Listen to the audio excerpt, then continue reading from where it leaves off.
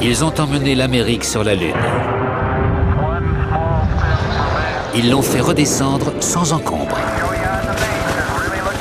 Ils ont montré au monde ce dont une équipe est capable. Il nous a semblé essentiel pour le bien de la nation que nous restions des explorateurs. C'est ainsi qu'on a fait des découvertes qui changent la face de l'humanité. Eux, ce sont les ingénieurs du Centre de contrôle de mission de la NASA qui perpétuent le rêve de la conquête spatiale. On croyait que notre travail ne s'arrêterait jamais.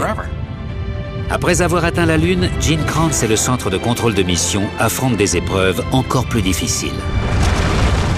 Le Congrès a mis fin à l'opération. Le KGB était toujours présent. On est partis tous les deux en vol plané dans l'espace. C'était comme si le temps s'était arrêté, tout était figé. J'ai tout de suite su que quelque chose clochait. On avait perdu l'équipage. Ce n'est pas facile, et ça ne le sera jamais. Parfois, vous êtes obligé de traverser un mur de flammes pour y parvenir.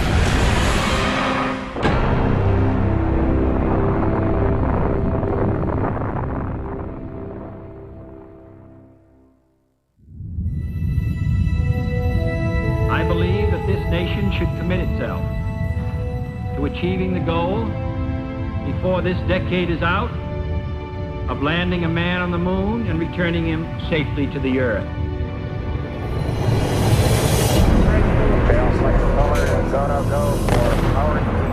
Retro, no, Fido, go, nice, go, roll, no, Capcom, word, go for power.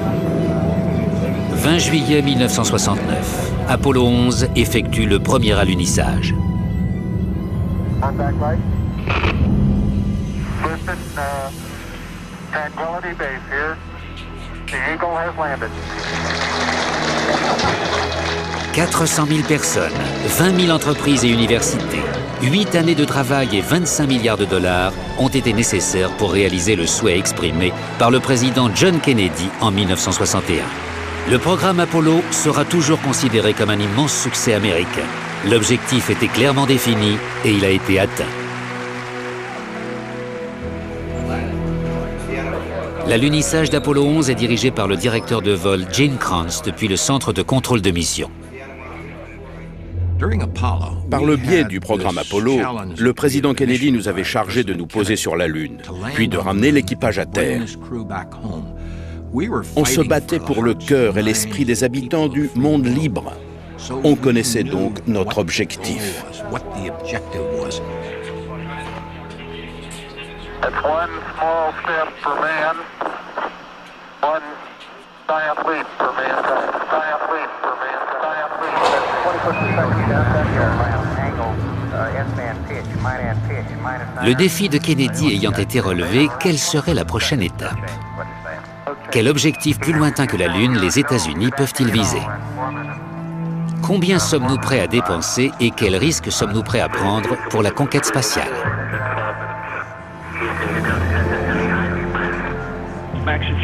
Les questions qui se posaient en 1969 sont toujours d'actualité.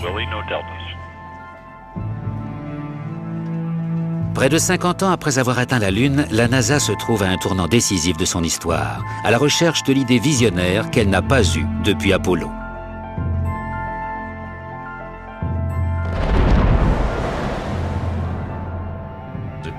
Pour aller sur la Lune, il ne suffit pas d'avoir des moteurs de fusée et des ordinateurs, du matériel informatique et des matériaux résistants à de hautes températures.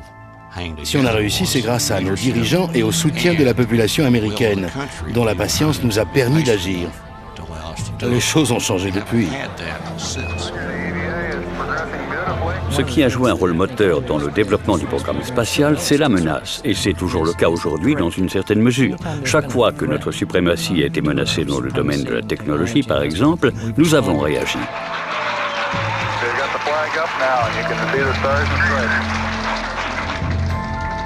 Après le 20 juillet 1969, la menace d'une Lune conquise par les Russes est écartée. Mais la plupart des ingénieurs du programme Apollo considèrent que le voyage de l'humanité dans l'espace ne fait que commencer.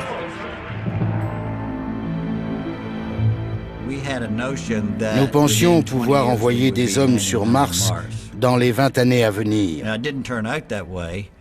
Mais ça n'a pas été le cas, parce qu'on n'a pas eu les crédits promis par le gouvernement Nixon.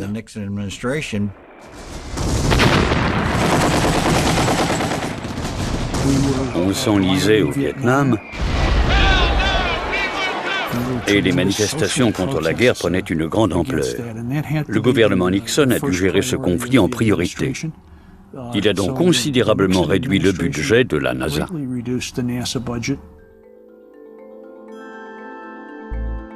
Après Apollo, la NASA propose la construction d'une station spatiale, d'une navette, d'une base lunaire, ainsi que la réalisation de missions habitées sur Mars.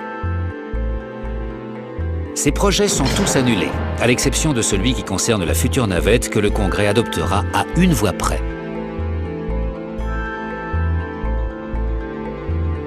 Même les derniers vols Apollo sont supprimés. La pilule était amère. J'ai eu le sentiment que le pays abandonnait la Lune ainsi que ce programme qui nous avait tant coûté. Et ce n'est pas seulement l'équipage qui en a payé le prix, mais aussi les contrôleurs et la nation tout entière. Ils ont tout détruit. Notre unité de réception lunaire et tout ce qu'on avait de bien. Ils ont tout mis en pièces et tout jeté. Je n'arrive pas à croire que le pays ait fait ça. Et je ne peux pas le lui pardonner. Je ne le lui pardonnerai jamais.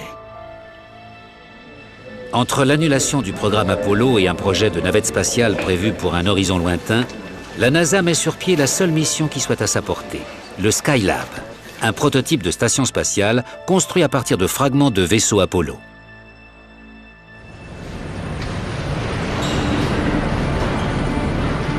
Bien que l'avenir de la NASA soit compromis, pour Gene Kranz, Skylab ainsi que chacune des missions à venir est capitale. L'Amérique doit continuer sa conquête de l'espace.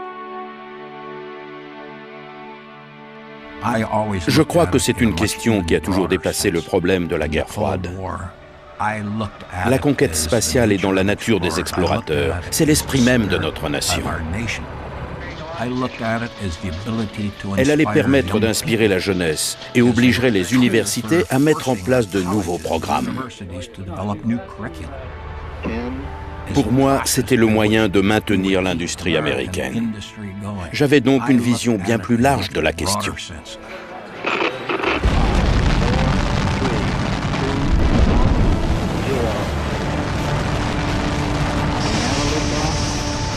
« 14 mai 1973. Le Skylab est lancé à vide. Les astronautes le rejoindront une fois qu'il sera entré en orbite. Malgré un budget limité, le projet Skylab est ambitieux. Le premier équipage d'astronautes passera un mois dans le Skylab à étudier le Soleil, la Terre et surtout le corps humain. Personne ne sait si les humains peuvent vivre en bonne santé dans l'espace pendant des mois entiers. Le lancement semble réussi. Le Skylab vide entre en orbite. Les astronautes Pete Conrad, Paul Weiss et le docteur Joe Kerwin sont prêts à le rejoindre. Mais un problème survient. Au second rang, le contrôleur John Aaron surveille la puissance électrique disponible et la température du Skylab. Les données dont il dispose indiquent que la station spatiale n'a presque pas de courant et que sa température s'élève dangereusement. La température à l'intérieur de l'habitacle a atteint jusqu'à 65 ou 70 degrés. Le danger était qu'il fonde et finisse par éclater sous l'effet de la pression. Il y avait un risque de rupture, en somme. Nous étions soudain face à un Skylab endommagé, sans savoir quel était le problème. Il était évident qu'on n'allait pas procéder à des lancements le lendemain et qu'on avait de grosses difficultés à résoudre. Les astronautes restent à terre tandis que le centre de contrôle de mission s'attaque au problème. La surchauffe est due à l'absence d'un pare-soleil qui s'est détaché au moment du lancement. À défaut de ce dernier, le Skylab est un véritable four. Le même incident provoque également la perte de l'un des principaux panneaux solaires de la station spatiale. L'autre panneau est coincé par des débris et le Skylab n'a donc presque plus d'énergie solaire. Pour éviter qu'il ne fonde, le centre de contrôle de mission doit l'éloigner légèrement du Soleil. Mais pour obtenir ne serait-ce qu'une quantité infime d'énergie grâce à l'aile solaire coincée, ils doivent au contraire orienter la station vers le Soleil. La recherche de la juste exposition au Soleil nécessite des manœuvres d'une extrême précision. Le contrôle de la course et de l'attitude du véhicule revient en principe au groupe de dynamique de vol surnommé la tranchée, qui est installé au premier rang du centre de contrôle de mission. Dans la tranchée, on gérait les données de localisation des radars, les systèmes de téléguidage, les logiciels, des choses immatérielles en somme. On ne s'occupait pas de l'équipement à proprement parler. L'équipement, justement, c'est-à-dire les ordinateurs du Skylab, les instruments et les systèmes électriques, sont la responsabilité du second rang où se trouve le groupe des opérations système.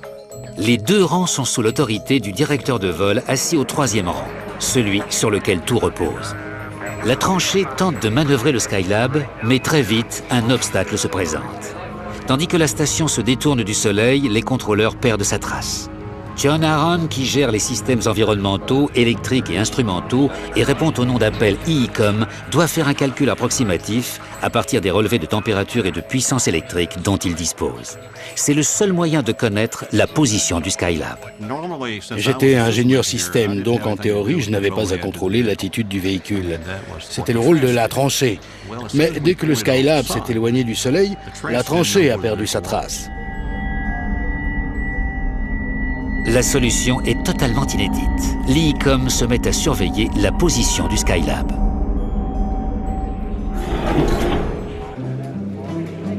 Pour les hommes de la tranchée, ça a été un choc culturel de voir l'EECOM guider le véhicule.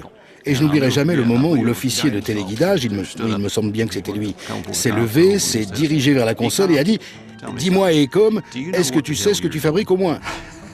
Alors je lui ai répondu, rentre ces indications dans l'ordinateur et transmets-les et tout ira bien. La manœuvre n'est pas très élégante, mais l'efficacité est là. Pendant les 2 semaines suivantes, à force de tâtonnements, le centre de contrôle de mission parvient à maintenir la puissance électrique du Skylab à un niveau suffisant, tout en empêchant la température de trop monter. Mais ils ne peuvent pas tout faire depuis le sol. À moins d'envoyer des astronautes pour débloquer l'aile solaire qui est coincée, le vol spatial habité américain sera terminé. Si on n'y arrivait pas, tout le programme allait s'arrêter. C'en était fini de Skylab.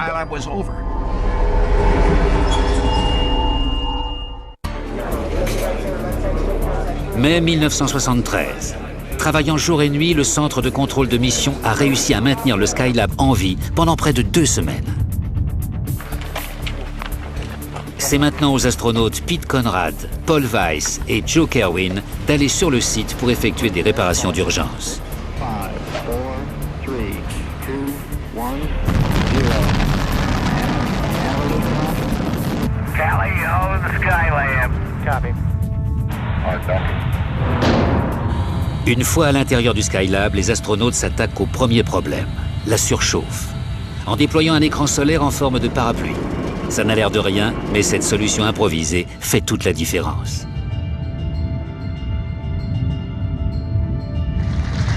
La température à l'intérieur du Skylab chute aussitôt. Mais la puissance électrique disponible est toujours quasi nulle. Les astronautes doivent absolument débloquer le panneau solaire qui est coincé, faute de quoi les batteries de Skylab seront à plat en quelques semaines. Pour ce faire, ils doivent sortir de la station et, en se tenant à 6 mètres de distance, couper une petite courroie métallique qui maintient le panneau fermé. Après avoir parcouru le pays, la NASA a fourni aux astronautes une solution à la technologie des plus sophistiquées. L'outil idéal pour ce travail. Un échenilloir utilisé par une compagnie de téléphone. Ça fonctionnait avec 2 cordes. Une fois qu'on a placé les mâchoires de l'outil autour de la branche, on tire sur les cordes pour les refermer, ce qui coupe la branche. Voilà en gros le matériel dont on disposait. 7 juin 1973. Pete Conrad et Joe Kerwin commencent leur sortie dans l'espace que la NASA qualifie d'activité extravéhiculaire. Okay, Houston, we have the debris in sight. There looks like enough drum to get the cutter. And I'm trying to help Joe stabilize. Kerwin tente d'avancer la perche et de placer les mâchoires de l'échenilloir autour de la courroie métallique. Mais en apesanteur, ce n'est pas une tâche aisée. Dès que je me positionnais pour approcher la cisaille de la courroie, mon corps subissait la poussée correspondante. C'était la troisième loi du mouvement de Newton qui agissait. Et Pete n'avait pas assez de puissance de levier pour me maintenir en place.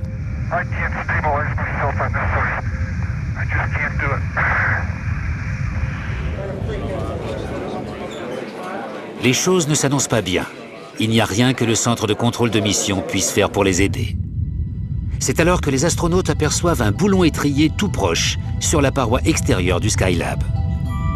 Je me suis dit, et si on fixait l'attache de ma combinaison à ce boulon étrié? Si on serre bien, quand je pousserais sur mes pieds, je serais maintenu par un relais sur 3 points. C'est ce qu'on a fait.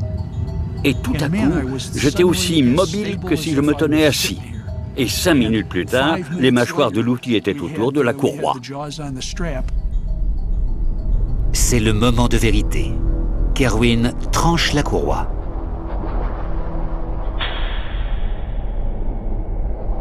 Rien ne se produit. Et on exerçait une pression de plus en plus forte. Et soudain, l'énorme panneau se dégage et se déploie.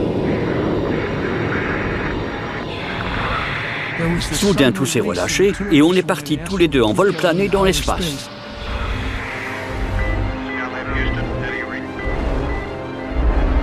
Ce n'est que grâce à leurs attaches de sécurité qu'ils ne sont pas précipités dans le vide.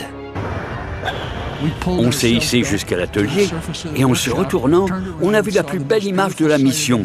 La porte de protection des panneaux solaires était tout à fait ouverte et on voyait déjà les panneaux en sortir.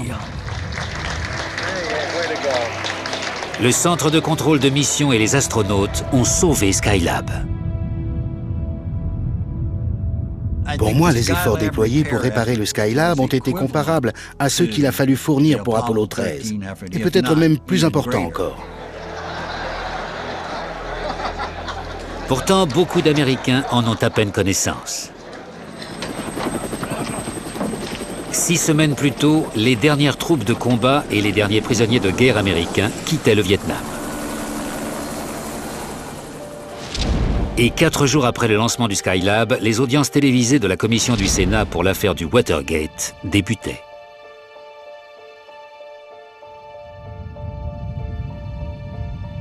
Dans l'indifférence des médias, le centre de contrôle de mission s'attache maintenant à faire tourner une station spatiale pendant plusieurs mois d'affilée. Au centre de contrôle de mission, on a l'habitude de mener des expéditions lunaires intenses et de courte durée. Mais pour Skylab, c'est différent. La station ne va nulle part. Elle ne fait qu'orbiter, encore et encore. Ce n'était pas très stimulant ni très intéressant de tourner sans but dans l'espace. Ils étaient assis là à regarder l'engin spatial décrire des cercles indéfiniment. C'était la même chose semaine après semaine. Je me demandais si je voulais vraiment passer ma vie à faire ça. Ils ne connaissent l'ennui que depuis peu, mais cela fait des années qu'ils sont coupés du monde extérieur pendant de longues heures. Et les contrôleurs ne sont pas les seuls à en ressentir les effets.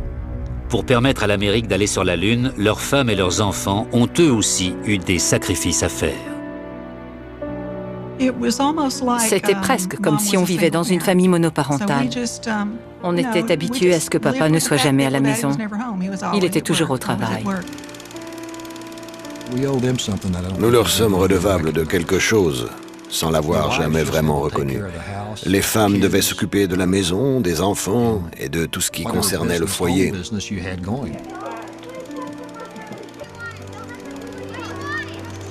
Il y a eu beaucoup de championnats que je n'ai pas pu suivre. On ressentait tous la nécessité de faire notre travail jusqu'au bout. Et nos familles en ont fait les frais.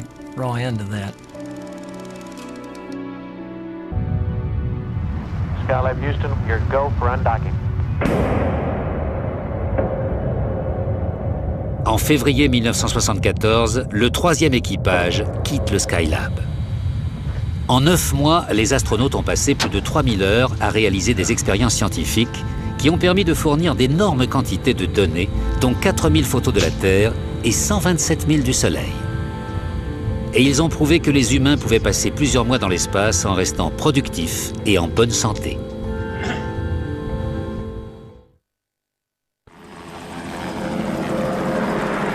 Printemps 1974. Le 3e équipage du Skylab est retourné à Terre. La première station spatiale américaine, désormais vide, continue à orbiter. Il reste un seul vaisseau Apollo. Gene Kranz voudrait qu'on l'utilise pour envoyer un autre équipage jusqu'au Skylab. La première mission a duré 1 mois, la suivante 2 mois. Et enfin, il y a eu une mission de 3 mois. J'aurais aimé qu'il y ait une mission de 6 mois ou bien d'1 an. On avait le potentiel nécessaire pour le faire. Le Skylab fonctionnait parfaitement bien. Mais la politique se met en travers du chemin. Les dirigeants américains et russes préparent le premier vol spatial international au monde. Le projet test Apollo-Soyouz prévoit la rencontre suivie de l'amarrage entre un vaisseau américain Apollo et une capsule russe Soyouz. Mais la portée du projet est surtout symbolique. Il s'agit de prouver qu'après plusieurs décennies de guerre froide, 2 superpuissances ennemies peuvent mettre leurs différends de côté et travailler ensemble dans l'espace. Pour que cela soit possible, les contrôleurs américains devront travailler main dans la main avec leur plus vieil ennemi au cœur de l'Empire du Mal. C'est Glynn Leney, un ancien directeur de vol qui dirige l'équipe américaine. J'avais connu la guerre froide pendant toute ma vie d'adulte. Je partageais donc les opinions et l'image que beaucoup d'Américains avaient de l'Union soviétique à l'époque. Un endroit froid et inhospitalier, menaçant et intimidant. Si les Américains sont quelque peu nerveux, les Russes, eux, sont carrément paranoïaques. Le KGB était toujours présent. On était surveillés dans notre hôtel ainsi que dans la petite cafétéria du centre de contrôle de mission. Si on voulait quelque chose, il suffisait de l'exprimer tout haut et en général, on nous le faisait parvenir. Une fois, quelqu'un a dit « Je ne comprends pas pourquoi ils ne servent pas d'eau pendant les repas ». Et le lendemain, il y avait un magnifique pichet d'eau peint à la main qui trônait sur la table. Mais à côté de la surveillance exercée, les officiels soviétiques s'assurent que leurs invités américains soient initiés à la culture russe. Les Russes nous organisaient une sortie. En général, on allait à l'église, quelque part dans Moscou. Il y avait toutes ces icônes. Quand les Russes arrivent aux États-Unis, les Américains se montrent hospitaliers à leur tour. Seulement, les icônes sont un peu différentes. Nous les avons emmenés un week-end voir le rodéo à la prison de Huntsville. On voyait les prisonniers monter les chevaux dans leurs uniformes rayés. Au retour, on s'est arrêté au Kentucky Fried Chicken et tout le monde a commandé un panier de poulet frit.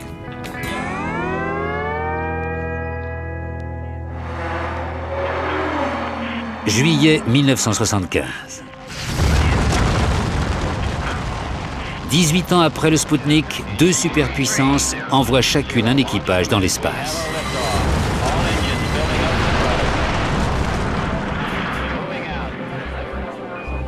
Un peu plus tard, le 17 juillet, 2 vaisseaux, un Américain et un Russe, s'amarrent dans l'espace.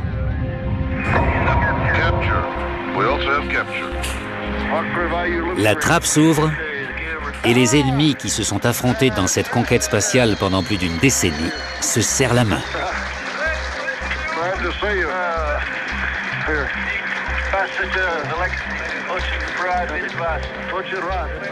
Gentlemen, I'm confident that the day is not far off when space missions made possible by this first joint effort will be more or less commonplace. Je crois que le projet Apollo-Soyouz a servi de base pour tenter de régler ce conflit qui remontait presque à la Seconde Guerre mondiale. Mais du point de vue technologique, si on retire les drapeaux du vaisseau, le projet Apollo-Soyouz n'est qu'un amarrage de plus. Une technique que les deux puissances maîtrisent depuis quelques années déjà. Le projet Apollo-Soyouz constituait une expérience unique en matière de sciences politiques.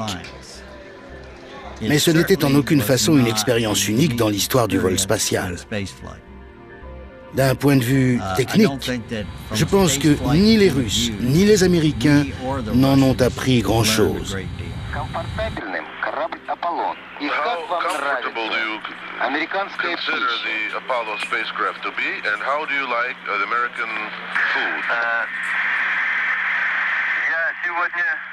Pendant que l'attention du public est focalisée sur la diplomatie dans les étoiles, le Skylab vide, presque oublié de tous, continue sa trajectoire circulaire dans un autre recoin de l'univers. Mais l'Amérique ne peut pas retourner à bord du Skylab, il n'y a plus de fusée. La décision d'utiliser la dernière fusée Apollo pour le projet Apollo-Soyouz signifie que le Skylab a en effet été abandonné. Dans une certaine mesure, abandonner Skylab, c'était un peu comme abandonner la Lune. On avait tiré un immense profit du travail qu'on avait effectué et à nouveau, on abandonnait tout ça. «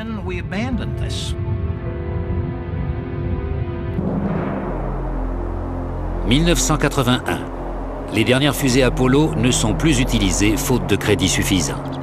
Privés de vaisseau spatial, les Américains ne sont pas allés dans l'espace depuis 6 ans.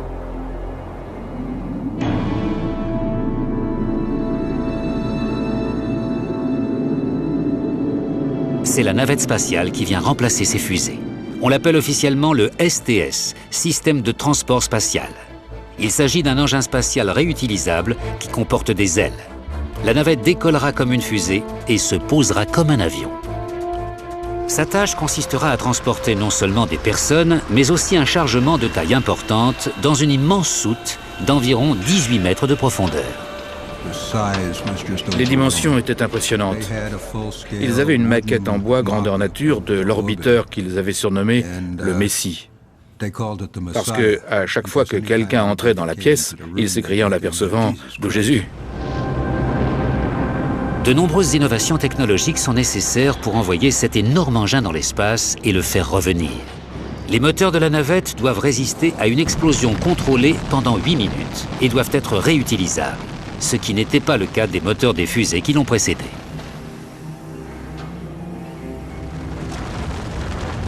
Quand la navette rentre dans l'atmosphère à une vitesse de 8 km par seconde, sa température atteint 1650 degrés. La protection thermique est assurée par 33 000 tuiles de silice, toutes numérotées, et dont chacune possède sa propre forme. Leur collage est une tâche très délicate. Une simple brèche entre deux tuiles ou encore la perte d'une seule d'entre elles pourrait être fatale. Il suffit qu'une seule de ces tuiles thermiques situées à un endroit critique se détache pour que la chaleur intolérable provoque la perte du vaisseau. Pour son retour sur Terre à une vitesse 25 fois plus élevée que celle du son, la navette est dirigée par 5 ordinateurs redondants. C'est le premier système numérique de contrôle de vol au monde et il ne doit surtout pas se bloquer. Vous savez, on ne peut pas réinitialiser la machine en plein milieu d'un vol. Ça doit fonctionner en continu. Et il faut que ça marche à chaque fois, parce qu'on ne peut pas piloter la navette spatiale manuellement au moment de la rentrée dans l'atmosphère. L'atterrissage sera différent lui aussi. La navette reviendra sur Terre en vol plané sans utiliser de moteur, ce qui signifie qu'il n'y aura pas de deuxième chance pour trouver la piste d'atterrissage. Les calculs de la tranchée devront à tout prix être exacts. Quand un vaisseau Mercury, Gemini ou Apollo amérissait à 2 km d'un bateau, c'était considéré comme un immense succès. Mais ce n'est pas possible avec la navette. Il faut absolument atterrir sur la piste parce qu'on ne peut pas s'y prendre à 2 fois. Si vous ratez l'atterrissage, vous passez une très mauvaise journée.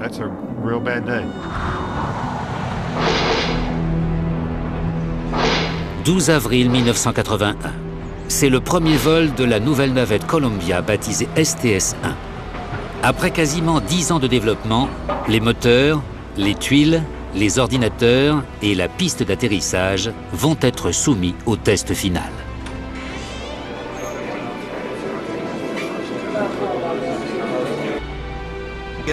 La moindre défaillance pouvait provoquer l'échec du système. Tout le programme spatial américain reposait sur ce premier lancement de la navette. Les astronautes John Young et Bob Crippen s'apprêtent à embarquer dans le premier vaisseau spatial réutilisable de l'histoire.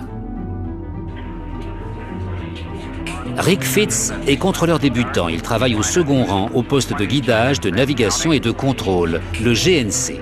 STS-1 sera son premier lancement.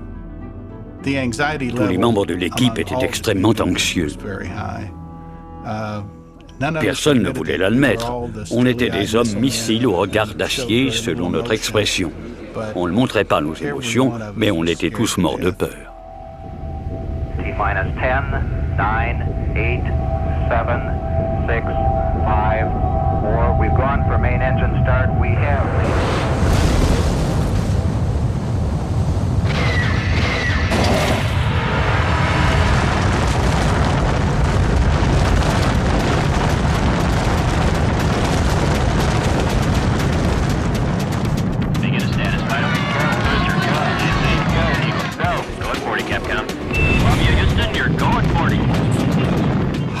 La phase de lancement est extrêmement risquée.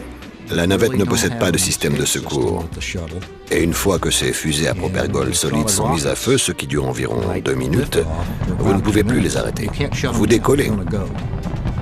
2 minutes avant que les fusées à propergol solides ne se séparent au terme de la combustion. 2 minutes pendant lesquelles il est impossible d'interrompre le lancement.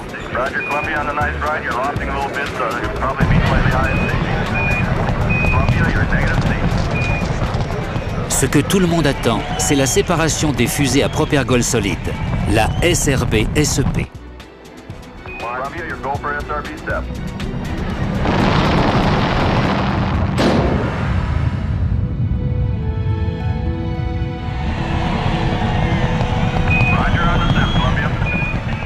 Après la SRB-SEP, je me suis senti très ému. J'avais l'impression d'avoir gagné une médaille d'or aux Jeux Olympiques et d'entendre l'hymne national en fond sonore. Les moteurs principaux continuent leur combustion pendant 6 minutes. Le réservoir externe vide se détache et enfin la navette Columbia est mise en orbite sans encombre. Columbia, Houston, you guys did so good, we're going to let you stay up there for a couple of days. Your GoPro on orbit. Après 6 ans passés au sol, l'Amérique est de nouveau dans l'espace. Les astronautes Young et Crippen resteront en orbite pendant 2 jours à contrôler les systèmes de la navette. Le directeur de vol en orbite, Chuck Lewis, prend son service. Une de ses premières tâches consiste à observer des images retransmises en direct depuis la navette. La retransmission en temps réel montrait un gros plan sur la queue du vaisseau.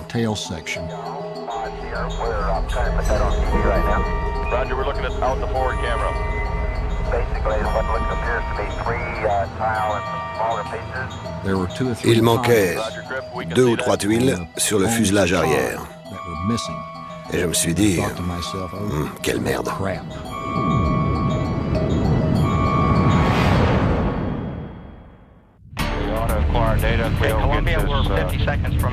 « 14 avril 1981.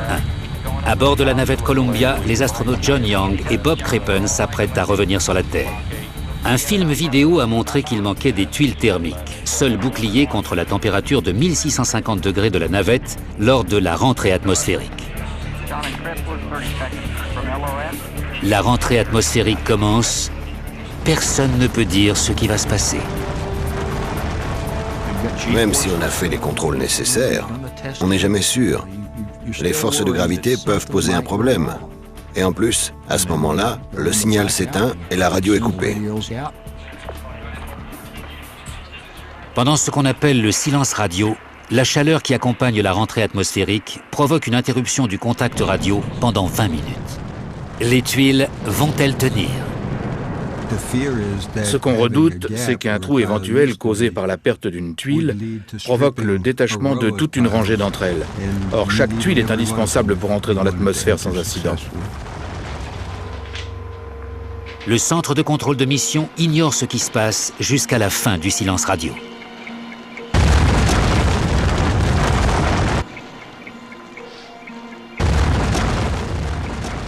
Quand les 2 minutes sont écoulées, vous commencez à vous manifester.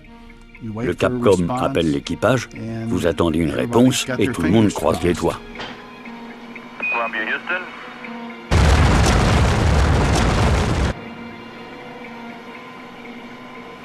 Hello there, Houston. Columbia's here. Hello, Columbia, Houston's here. How do you read? And we're done. Les tuiles ont tenu. À présent, la navette Columbia doit parcourir un vol plané de près de 6400 km jusqu'à la piste de la base d'Edwards de l'armée de l'air américaine. Les calculs de la tranchée doivent absolument être exacts.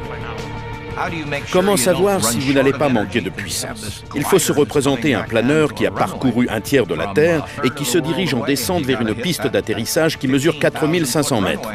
S'il la manque, il n'y aura aucun moyen de recommencer. Il s'écrasera avant de s'enflammer. Okay, nominal energy, nominal ground track. Columbia, you got perfect energy, perfect ground track. Show him crossing the coast now. Columbia, we show you crossing the coast now. Slightly more left RCS, okay. Quand la piste est en vue, le directeur de vol donne au contrôleur une indication plutôt inattendue pour gérer l'unique aspect qu'ils n'ont pas préparé, les émotions.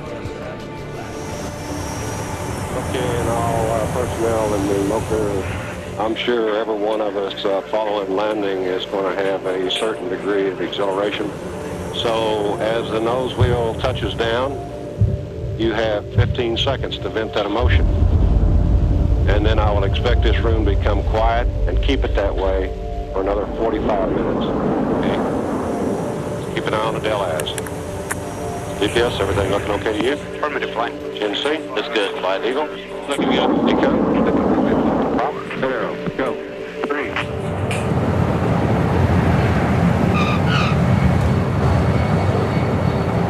Room, get ready for exhilaration.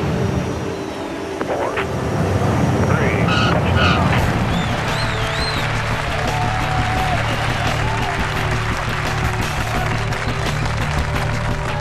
Welcome home, Columbia. Beautiful, beautiful. Flight recorders to stop. Le fait de voir que tout s'est déroulé comme prévu, c'était vraiment l'euphorie.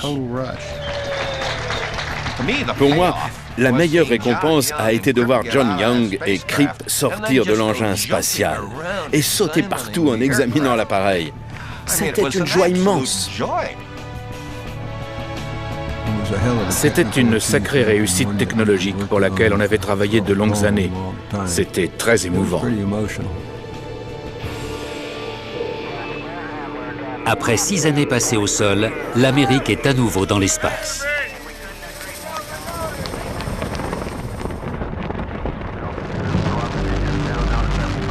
La navette révolutionne peu à peu le vol spatial.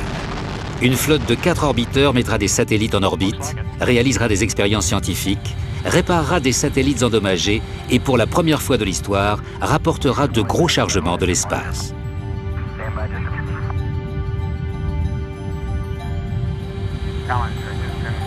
La navette révolutionne également la sociologie de l'espace.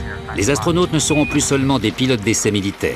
Certains d'entre eux, les spécialistes de la mission, ne devront pas piloter le vaisseau, mais seront affectés aux charges utiles et à la réalisation des expériences. Au sol, la navette modifie également la composition du centre de contrôle de mission qui accueille une nouvelle vague d'ingénieurs. À la différence de ceux qui appartenaient à la génération des pionniers, celle de Gene Kranz, ces jeunes contrôleurs ne partent pas de rien.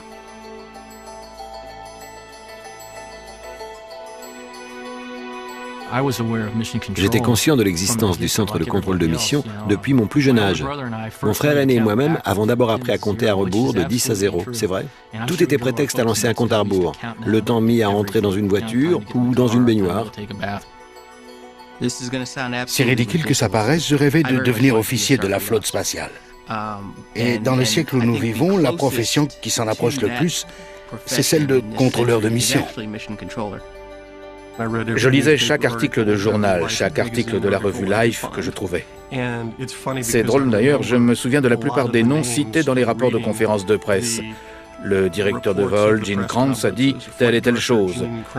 Je dois dire que malgré toute l'admiration et le respect que j'ai pour les astronautes, les postes les plus enviés étaient ceux de contrôleurs de mission.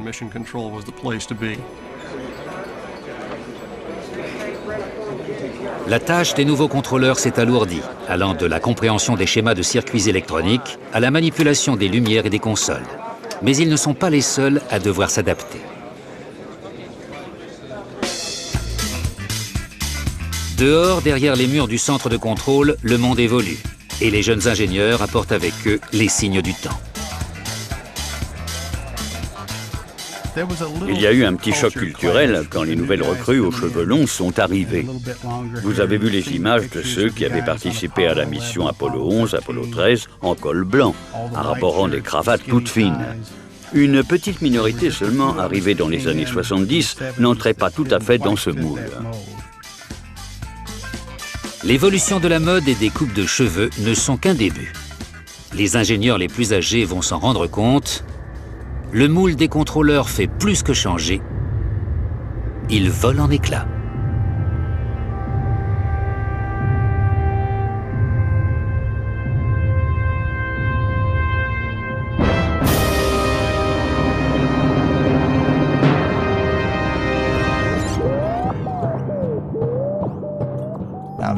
Je n'oublierai jamais cette réunion où l'on passait en revue les règles d'une mission, où il y avait une jeune femme qui discutait les règles. Je me suis dit, celle-là, elle parle comme une directrice de vol. Elle défendait à tous égards le point de vue d'une directrice de vol. J'ai fini par donner un petit coup à Carl et je lui ai demandé, « Carl, elle est directrice de vol, celle-là » Il m'a répondu « oui ». Je me suis retourné sur elle, je n'en revenais pas. Mon bureau était tourné du côté de la fenêtre, j'avais donc le dos à la porte. Et quand des hommes passaient par là, ils jetaient un regard dans mon bureau et faisaient « Celle-là, elle en fait partie ?» Autrement dit, une femme ingénieure. À mon arrivée ici, il n'y avait pas beaucoup de femmes directrices de vol. J'étais, je crois, la seule, et en tout cas la première du département de propulsion. Les évolutions qui affectent les contrôleurs des missions se répercutent au sein du corps des astronautes. En juin 1983, Sally Ride devient la première femme américaine à partir dans l'espace. En août, c'est au tour du premier Africain-Américain, Guyan Bluford. À mesure que s'enchaînent les vols de la navette, la machine volante la plus perfectionnée qu'on ait jamais construite fait ses preuves. La navette accumule les succès au point que le voyage dans l'espace commence à être perçu comme une opération de routine, dénuée de risques. À bord de la navette, j'ai toujours eu le sentiment qu'on en était arrivé au même point que dans l'aviation civile. Qu'il était temps de placer un pilote aux commandes sans l'équiper d'un parachute, d'accueillir à l'arrière des passagers sans parachute non plus, et de faire confiance au système. En juin 1984, la NASA lance le programme Teacher in Space. Pour la première fois, un citoyen ordinaire va pouvoir voyager dans l'espace. Christa McAuliffe, une enseignante du New Hampshire, embarquera à bord du deuxième orbiteur qu'emporte la navette Challenger.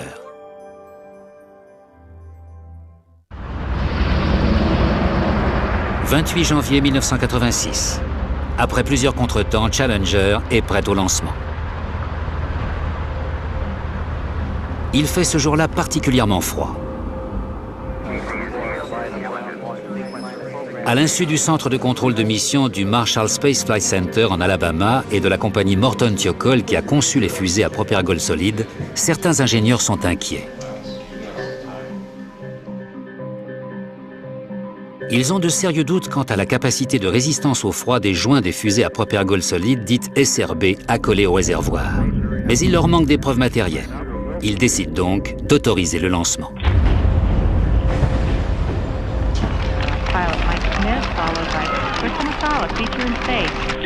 Le directeur de vol, Jay Green, un vétéran de la mission Apollo, est de service ce jour-là. Je suis arrivé, j'ai pris la relève sans me dire à aucun moment qu'il y avait du souci à se faire au niveau des systèmes du centre Marshall. L'équipe chargée de la lutte contre le gel nous a autorisés à procéder au lancement.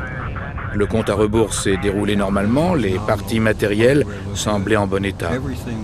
Tout semblait au point.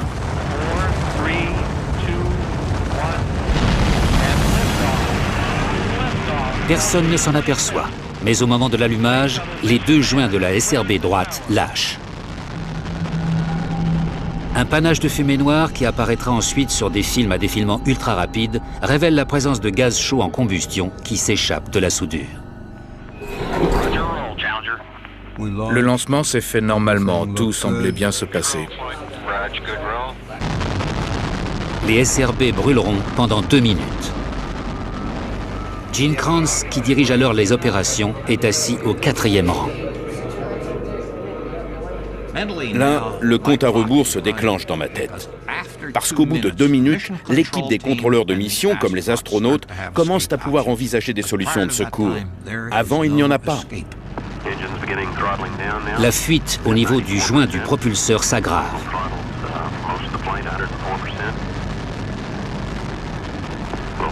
À 58 secondes, un début d'incendie se déclare. On a augmenté puis fait diminuer la poussée. Et j'étais sur le point de me sentir soulagé d'un poids. 64 secondes. La flamme que personne ne voit progresse à travers le revêtement du réservoir externe, rempli de l'hydrogène et de l'oxygène liquide qui alimentent les principaux moteurs. 65, Fido. TDL confirms throttle. Thank you. Tout se passait encore pas trop mal, les moteurs répondaient. Le Capcom a répondu « Augmentation de la poussée ».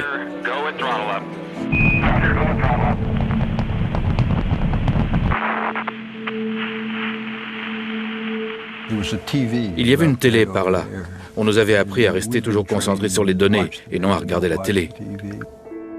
J'ai perçu une étincelle de lumière. J'ai jeté un coup d'œil sur l'écran. L'écran ne se trouvait pas dans mon champ de vision. Ceux qui étaient là l'ont vu.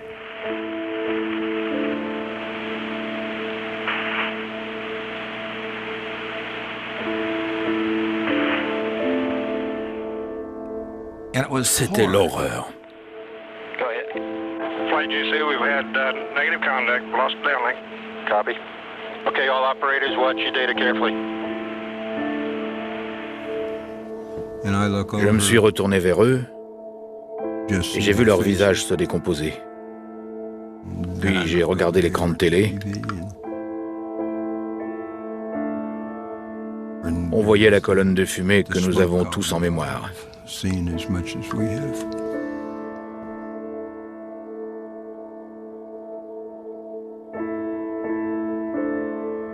J'ai regardé Jay.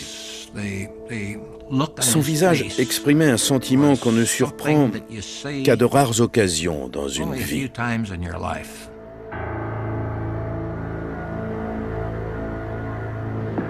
Flight controllers here looking very carefully at the situation. Obviously a major malfunction. Flight Fido, go ahead. RSO reports vehicle exploded. Copy. Fido, can we get any reports from recovery forces? Stand by. C'est la consternation, l'horreur, la douleur. On se demande ce qu'on peut faire, ce qu'on aurait pu faire pour éviter la catastrophe. C'est un sentiment d'horreur qui vous saisit. Quelque chose de pratiquement inimaginable et avec quoi il est difficile de vivre par la suite. Mais après tout, notre travail consiste à vivre avec ce risque qui parfois tourne au drame. C'est le lot de ceux qui tiennent des vies humaines entre leurs mains.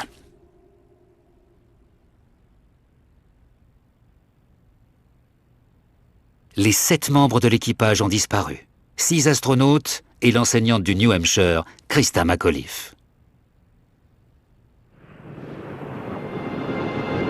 Pendant qu'à la télé repasse sans fin les images de la catastrophe, le centre de contrôle prend les mesures nécessaires pour comprendre ce qui s'est passé. Okay, everybody, stay off the telephones. Make sure you maintain all your data. Start pulling it together. On a réuni toutes nos données et on les a sauvegardées. Puis il a fallu s'éclipser du bâtiment sans être vu. Le plus pénible pour les contrôleurs qui ont assisté au drame, c'est peut-être leur sentiment d'impuissance. We come together today to mourn the loss of 7 brave Americans. Au fil du temps, grâce aux simulations, on s'entraîne pour qu'il ne subsiste rien qu'on ne puisse résoudre. On fait en sorte que si un problème survient qui menace la navette, la sécurité ou la vie de l'équipage, nous sachions y remédier. Et voici qu'avec Challenger, un problème s'était posé qu'on ne savait pas résoudre.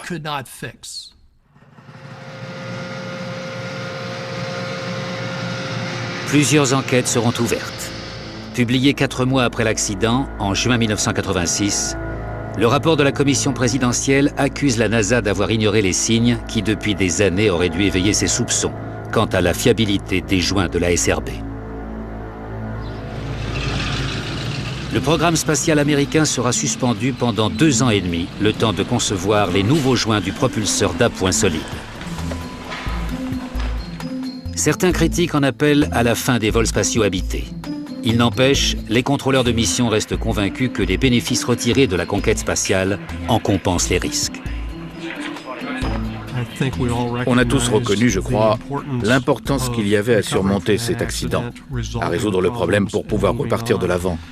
Les participants à ce programme se sont distingués par leur courage. On ne fait pas ce métier pour qu'on nous couvre de lauriers, lauriers qui se sont d'ailleurs bien fanés depuis l'époque d'Apollo. On fait ce métier parce qu'on y croit. C'est la voie des aventuriers, des explorateurs. C'est la voie de ceux qui sont prêts à courir des risques. Il nous a semblé essentiel de donner l'exemple aux étudiants de nos écoles et de nos universités pour qu'ils développent les technologies dont nous aurons besoin à l'avenir. Il nous a semblé essentiel pour le bien de la nation que nous restions des explorateurs. 29 septembre 1988. 2 ans et demi après la catastrophe de Challenger, la navette Discovery reprend les vols, inaugurant 5 ans de succès ininterrompus.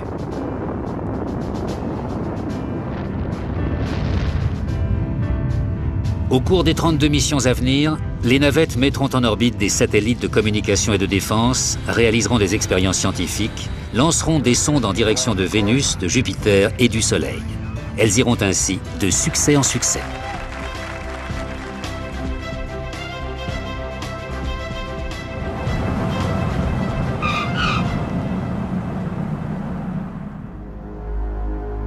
Mais lorsqu'on apprend que le télescope spatial Hubble, qui pèse 1,2 milliard d'euros, souffre d'un défaut, la NASA affronte une nouvelle vague de critiques. Le télescope était supposé nous livrer des vues de l'univers d'une précision inouïe. Au lieu de quoi, en raison d'un défaut de courbure de son miroir, les images qu'il réfléchit manquent de netteté et sont par suite inexploitables.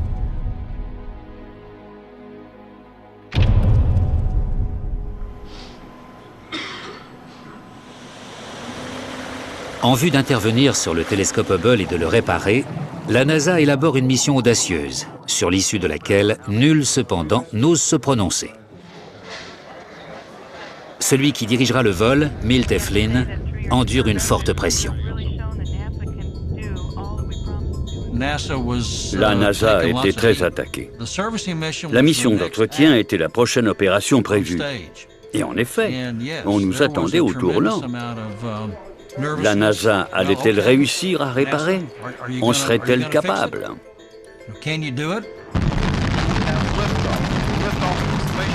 2 décembre 1993, la navette Endeavour s'envole vers Hubble. Il n'est pas sûr que la réparation soit même réalisable. Ce qui est sûr en revanche, c'est que la NASA joue à qui tout double la possibilité de surmonter la crise de confiance.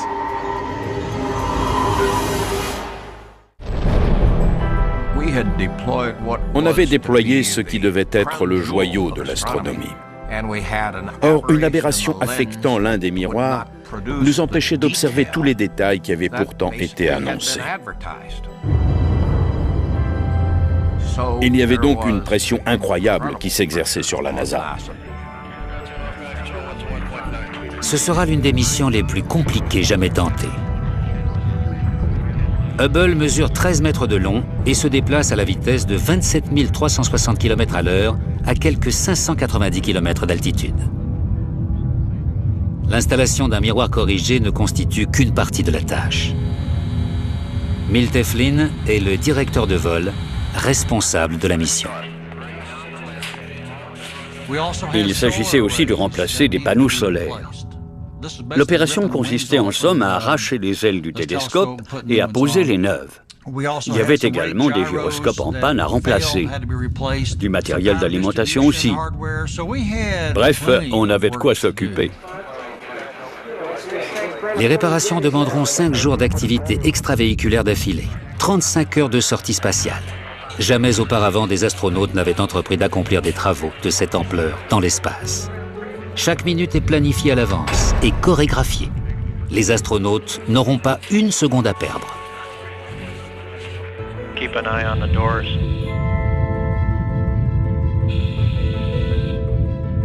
Okay, I'll study the door, Jeff. I have the door. Let me go put this on the telescope first. Les premières activités extravéhiculaires se déroulent bien. En 2 heures, l'astronaute Story Musgrave parvient à remplacer les gyroscopes défectueux. Not to get you spun up, but we have 6 good gyros on the telescope. There we go. Puis un problème survient. It's not closing. The doors aren't closing right. I'm trying to get the bottom.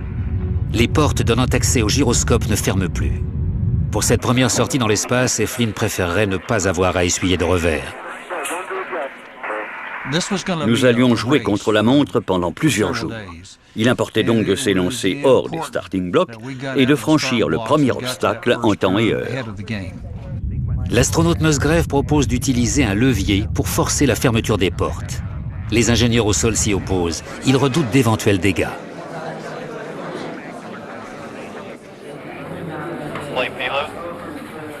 They're concerned. They believe what he wants to do might damage the door hinge. Au sol, Milt Eflin est entouré d'une multitude d'experts qui lui donnent un avis contraire à celui de l'astronaute en sortie dans l'espace. Et aucun moyen de savoir qui a raison.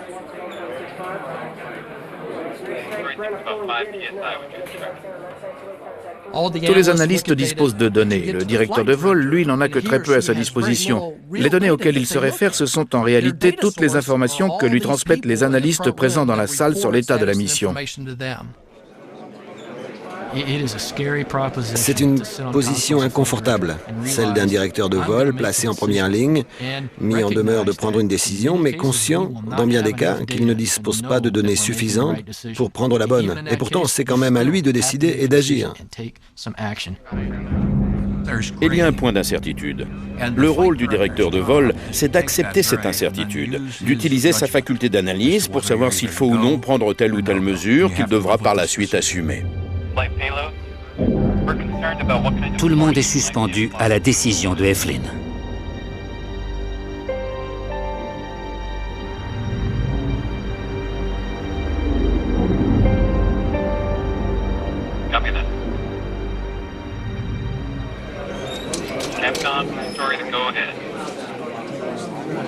Il décide de laisser Musgrave tenter sa chance.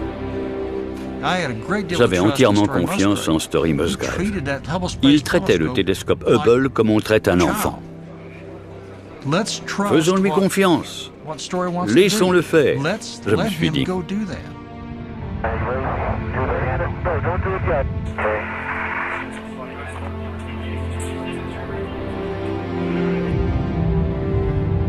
Bottom is engaged. I think we got the door closed. Good work, guys. Une telle prise de risque aura mis Eflin à très rude épreuve. On avait négocié ce premier obstacle, on était dans les temps.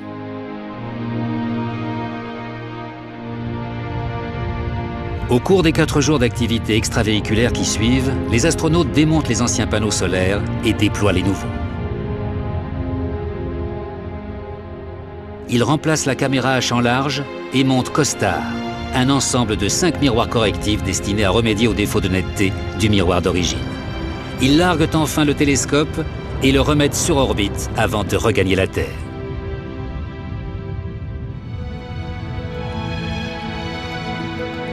Le monde entier attend de savoir si les réparations ont porté leurs fruits.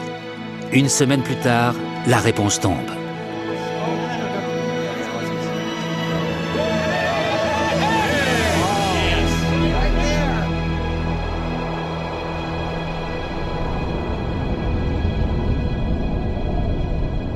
À mesure qu'on reçoit les premières images nettes transmises par Hubble, des vues de notre univers à couper le souffle commencent à circuler.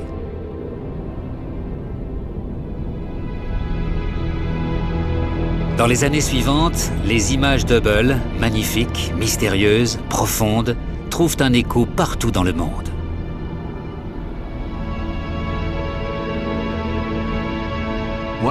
Quand je vois les photos d'Hubble, je prends conscience de l'immensité de l'univers, de notre finitude et de l'infini qui nous environne.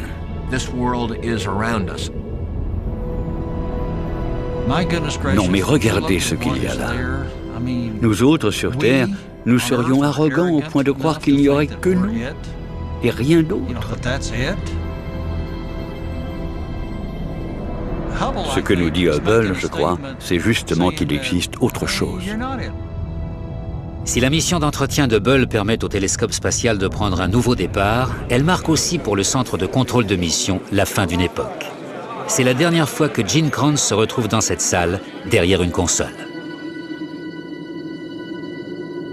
En entrant dans la salle de contrôle ce jour-là, je vivais déjà le début de la fin de ma participation aux opérations. Mais l'aspect positif, c'est qu'en quittant cette salle, j'avais pu constater qu'une culture s'y était développée, que ces jeunes gens en étaient les héritiers, prêts, comme ils l'étaient, à prendre des décisions risquées, à faire ce qu'exigeait d'eux la situation. Il était temps de passer définitivement le relais à la génération suivante.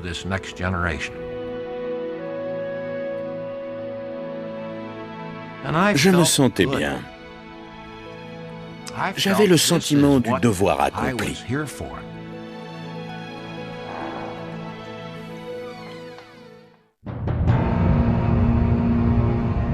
Décembre 1993. Au moment où Gene Kranz quitte cette institution dont il a été l'un des bâtisseurs, celle-ci s'apprête à connaître des bouleversements internes en s'associant à la Russie, au Japon, au Canada et à l'Europe pour former l'ISS, la Station spatiale internationale.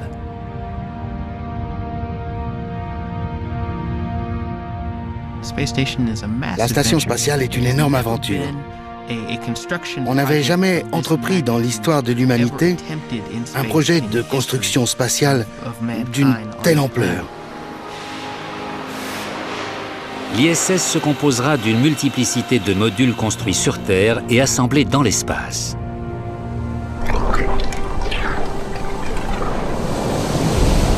Afin de maintenir en vol pendant plusieurs années cette nouvelle station, le centre de contrôle de mission devra s'agrandir.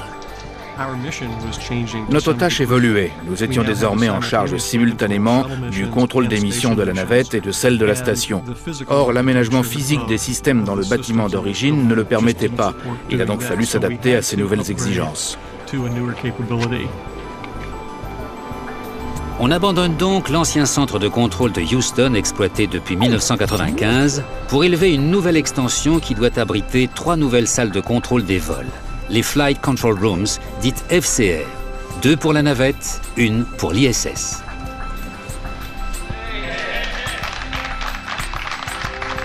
Sa capacité de traitement des données associée à son dispositif de secours fait de ce nouveau centre de contrôle inauguré en 1995 l'un des réseaux informatiques les plus évolués qui soit.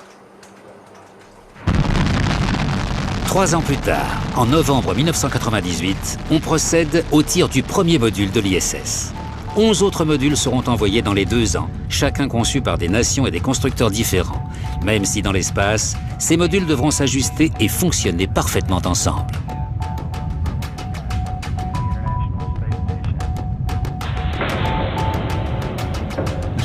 Du point de vue de la prouesse technique, ce projet surpasse de loin tous ceux qui l'ont précédé. En novembre 2000, un premier équipage commence à vivre à bord de la Station spatiale internationale.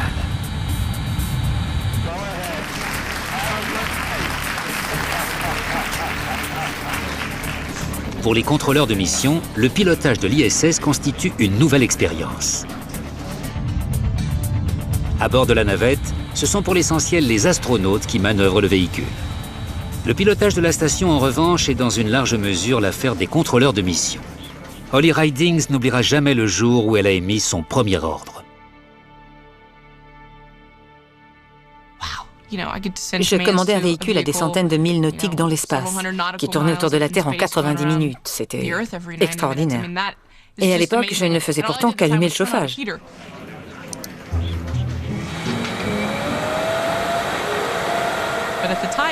Mais le simple fait d'allumer le chauffage vous jette dans une sorte de stupeur. C'était vraiment extraordinaire. En janvier 2003, l'ISS accueille son 6e équipage. Une moitié de sa structure est quasiment achevée. Désormais, les vols de la navette sont presque exclusivement dédiés à la construction et à l'entretien de la station. Reste cependant une dernière mission sans rapport avec l'ISS. Le vol scientifique STS-107 à bord de la navette Columbia.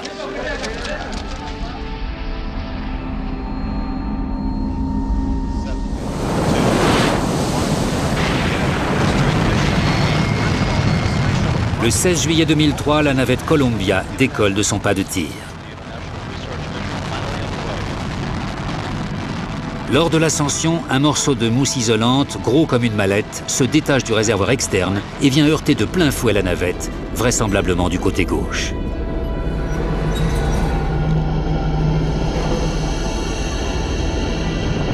Mais il s'agit là d'un phénomène bien connu. On compte près de 9000 impacts sur la navette depuis le début du programme. Aucun d'entre eux ne nous a empêchés d'atterrir. Et si mes souvenirs sont bons, seulement 1 ou 2 de ces impacts ont nécessité une réparation de la structure. Certains accros devaient être réparés, mais ils ne semblaient pas mettre en péril la tenue de la navette, ni l'efficacité des tuiles la protégeant de la chaleur. Columbia passe 16 jours dans l'espace, durant lesquels sont menées plus de 70 expériences scientifiques.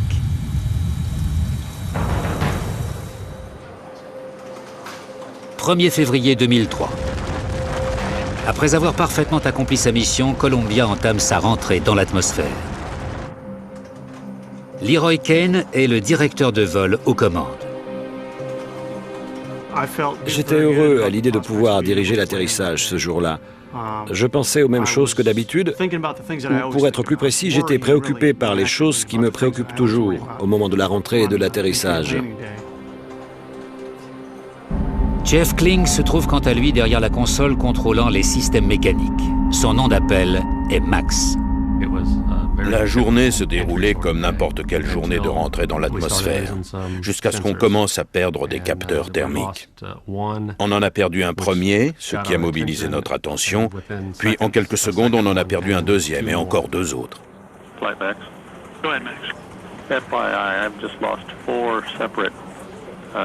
Temperature transducers on the left side of the vehicle, hydraulic return temperatures. Il n'y avait pas de quoi s'inquiéter puisqu'il nous était déjà arrivé de perdre des capteurs. Ça avait tout l'air d'un problème d'instrumentation.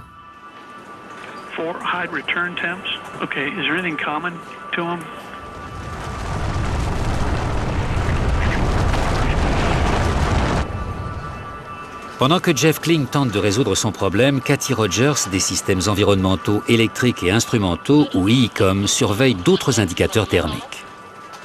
Je suis responsable, entre autres, des capteurs situés sous les tuiles de l'enveloppe du véhicule. Quand j'ai contrôlé cet écran-là, j'ai remarqué 2 températures qui descendaient au-delà des limites, ce qui signifiait que le système était désactivé. Puis Jeff a annoncé d'autres pertes. J'ai à nouveau consulté mon écran et là, j'avais 2 nouveaux paramètres hors limite. Il y avait donc quelque chose qui clochait. EECOM. I've got 4 temperature sensors on the bottom line data that are off scale low. Impossible de trouver la moindre panne pouvant expliquer toutes les informations qui nous parvenaient. There is no commonality. No commonality. 1er février 2003. La navette spatiale Columbia de retour de mission pénètre dans l'atmosphère à plus de 27 000 km à l'heure. Son enveloppe extérieure atteint une température de 1650 degrés. Certains de ces capteurs thermiques ne transmettent plus d'informations, ce qui pourrait rester sans conséquence. Mais leur emplacement préoccupe le centre de contrôle de Houston.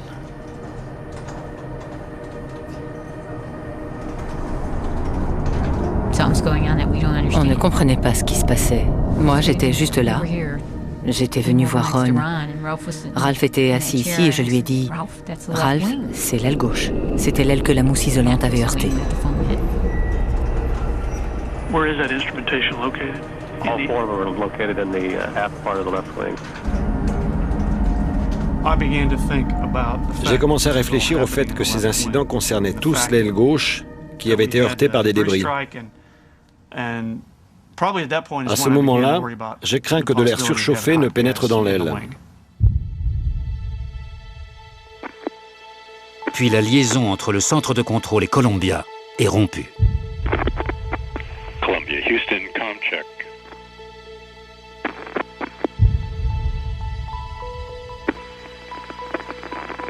Columbia, Houston, UHF, comm check. Fighting Co, I didn't expect this bad of a hit on comm. À ce moment-là, Columbia devrait apparaître sur le radar. Fido, when are you expecting tracking? 1 minute ago, flight. Au centre de contrôle, tout le monde est conscient de la situation. On en connaît toutes les données.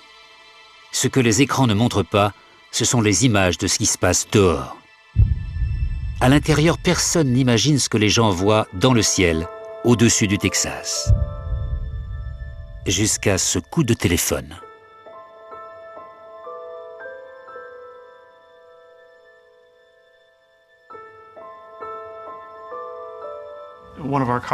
L'un de nos collègues a appelé et a dit que depuis son bureau, il avait vu de multiples objets sur la trajectoire que Columbia aurait dû suivre.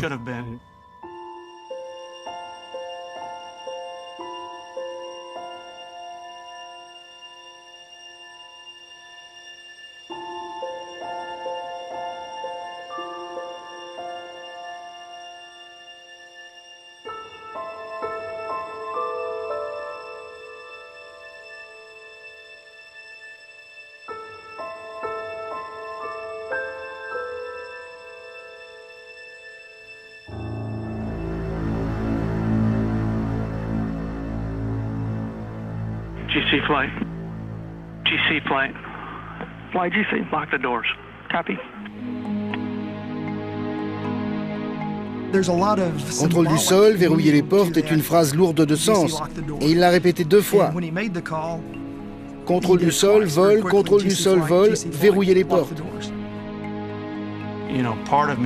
J'avais envie de me mettre en colère, de crier et de comprendre par tous les moyens possibles ce qui s'était passé.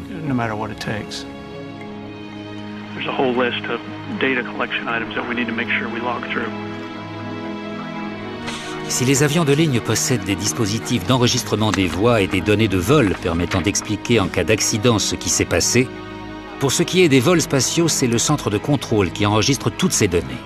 Chaque contrôleur, chaque console enregistre un petit morceau de l'histoire.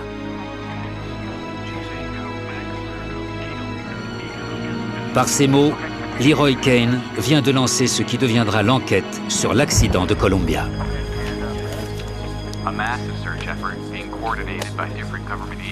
Le processus lancé ce jour-là se concentre rapidement sur l'impact de mousse isolante. Il semblerait que durant l'ascension, ce petit débris de mousse ait endommagé le bord d'attaque de l'aile gauche.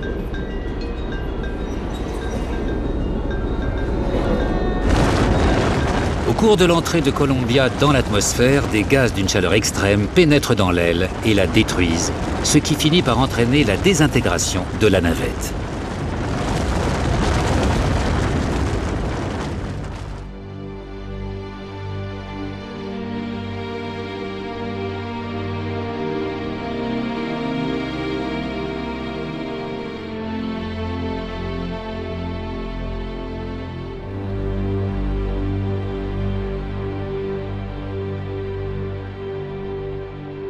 Le rapport d'enquête sur l'accident de Columbia publié en août 2003 indique que n'ayant jamais causé de dommages graves, les impacts de mousse isolante étaient tolérés depuis des années par la NASA. Mais les impératifs de calendrier, les contraintes budgétaires et les réductions de personnel ont également contribué à la dégradation des conditions de sécurité. Pendant les 2 ans qui suivent, la NASA travaille à améliorer l'isolation du réservoir externe et élabore des moyens d'inspecter et de réparer la navette une fois dans l'espace. 26 juillet 2005, la navette Discovery s'apprête à reprendre les missions dans l'espace. Afin de détecter le moindre impact de débris, le lancement est photographié par plus de 100 appareils installés au sol ou embarqués dans des avions de chasse ou encore sur la navette elle-même.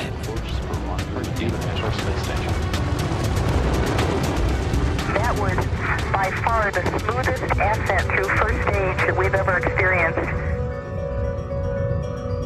À l'approche de l'ISS, la Station spatiale internationale, la commandante Eileen Collins exécute une manœuvre digne d'un saut périlleux arrière qui permet à l'équipage de la station de photographier le dessous de Discovery. Personne jusque-là n'a encore vu des images aussi détaillées de la navette en vol.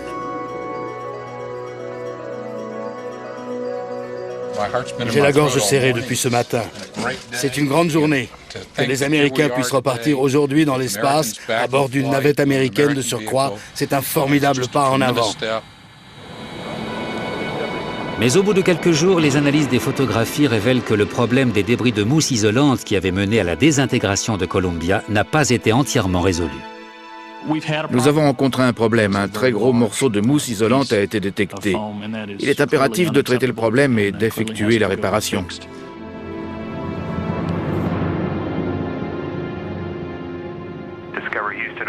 Par chance, aucun des impacts n'est dramatique. La mission peut continuer. Les astronautes sortent dans l'espace réparer la station et lui transfèrent 16 tonnes d'équipements et de provisions.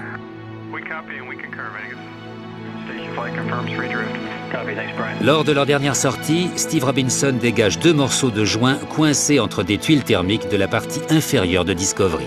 Un geste historique puisqu'il s'agit de la première réparation de protection thermique réalisée dans l'espace. Le 9 août, Discovery rentre sur Terre. La mission spatiale surveillée de très près, probablement plus qu'aucune autre depuis des décennies, a réussi à ravitailler l'ISS et à expérimenter des techniques d'inspection et de réparation de la protection thermique des navettes. Mais elle a également souligné que malgré la suppression de plus de 80% des impacts de mousse isolante, tout n'était pas résolu. D'autre part, malgré la réussite du vol de Discovery, en matière d'aérospatiale, l'Amérique se trouve toujours à la croisée des chemins, à la recherche d'une direction à suivre, de l'idée visionnaire qui lui manque depuis Apollo. Time for this nation to take a clearly leading role in space achievement, which in many ways may hold the key to our future on Earth. It is time for America to take the next steps. Today I announce a new plan to explore space and extend a human presence across our solar system. Le président Bush a pour dessein de relancer la conquête de l'espace en retournant sur la Lune et en allant sur Mars. Mais avant lui, d'autres présidents ont annoncé des plans similaires qui n'ont jamais été menés à bien. Tonight, I am directing NASA to develop a permanently manned space station and to do it within a decade. For the new century, a permanent lunar base, and we're going back to the moon, back to the future, and this time, back to stay. Ce n'était pas tant le goût de l'exploration qui, dans les années 60, motivait le projet Apollo, mais plutôt un esprit de compétition et la menace qui pesait alors sur la sécurité des États-Unis. Faudra-t-il aujourd'hui un nouvel ennemi, une nouvelle crainte de se faire dépasser ou éclipser pour revigorer le programme spatial américain? La Chine. Observons-la de près. Si l'industrie aérospatiale chinoise devient très offensive, si les Chinois mettent des hommes en orbite, s'ils veulent aller plus loin, on a intérêt à être prêt. Les leaders technologiques seront les leaders économiques. Notre pays forme 60 000 ingénieurs chaque année, pendant que la Chine et le Japon en forment près d'un demi-million. Si nous devons continuer à explorer, c'est principalement pour inciter les jeunes de notre pays à faire des études d'ingénieurs, de sciences et de mathématiques. Parce que sans ingénieurs, sans scientifiques et sans mathématiciens, nous serons incapables d'élaborer les technologies nécessaires à la bonne marche du moteur économique de notre pays. L'espace renferme peut-être aussi de nouvelles formes d'énergie. La NASA et d'autres agences ont déjà étudié la possibilité d'installer des capteurs solaires sur la Lune pour renvoyer l'énergie vers la Terre par faisceau micro-ondes. Selon certaines études, ce serait réalisable. Faudrait-il d'importantes infrastructures pour s'installer sur la Lune? Oui. Faudrait-il d'importantes capacités de transport pour aller et venir entre la Terre et la Lune? Oui. Mais ce serait une solution à la question de sécurité nationale qui implique l'épuisement des réserves d'énergie dans le monde. Quels que soient les enjeux de la conquête spatiale, 2 accidents mortels en 20 ans nous rappellent qu'elle ne sera jamais sans risque. On dit souvent qu'il est moins risqué d'explorer l'espace avec des robots. Eh bien, c'est peut-être moins risqué, mais pour que les hommes tirent réellement profit de l'exploration spatiale, ils doivent se rendre eux-mêmes dans l'espace. Ce ne sera pas facile. Ceux qui disent le contraire, pensant que nous avons fait voler la navette spatiale plus de 100 fois, se trompent. Ce n'est pas facile et ça ne le sera jamais. Le risque zéro n'existe pas quand on va dans l'espace, de même qu'il n'existe pas quand on prend la mer. Le seul endroit où un bateau ne risque rien, c'est au port. Mais quel intérêt d'en avoir un s'il ne prend pas la mer? Un bateau, c'est fait pour naviguer. Mais après tout, le besoin de prendre ce risque, de s'aventurer au-delà de notre planète, ne fait-il pas partie intégrante de notre identité?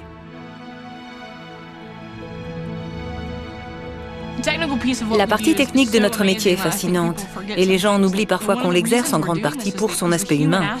À la question « Pourquoi va-t-on dans l'espace ?», la réponse est pratiquement toujours « Pour savoir ce qui s'y passe ». C'est la nature humaine, tout simplement. La soif d'explorer est en nous. Prenez les États-Unis. Ce pays existe parce que les Européens ont eu la bougeotte et sont partis chercher autre chose. Qu'est-ce qu'il y a plus loin? Qu'est-ce qu'il y a derrière l'horizon? Alors, perpétuons la tradition, continuons à repousser les frontières, non pas parce qu'elles sont là, mais parce que c'est ainsi que l'on fait des découvertes qui changent la face de l'humanité. La plus grosse erreur serait de baisser les bras et de tout arrêter. Si l'on cesse d'envoyer des hommes dans l'espace, c'est que l'on n'a tiré aucune leçon de l'accident de Columbia. Il faut continuer et poursuivre l'exploration. C'est le meilleur héritage qu'on puisse laisser aux générations futures.